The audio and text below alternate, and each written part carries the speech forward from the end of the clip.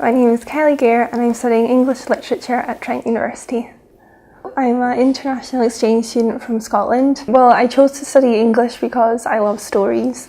I love reading and writing, but I also think that English is a really good subject in general because you can apply it to an awful lot of other things after you get your degree, because I suppose really a lot of it is about communication and getting your ideas across, and that is a very valid quality to have in any kind of job. My favourite thing about English at Trent is definitely doing courses that reflect Canada.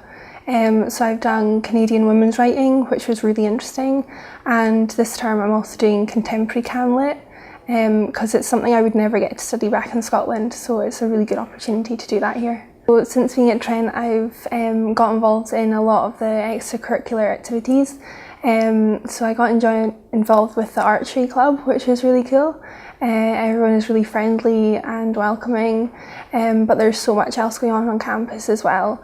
There's everything from yoga classes, there's lots of sporting things, film clubs. Really it caters to every taste, so it's really amazing, yeah. I would say to international students considering coming to Trent, just do it. You absolutely won't regret it. I was only meant to be here for a term and I loved it so much that I'm staying the whole year. So yeah, definitely just go for it.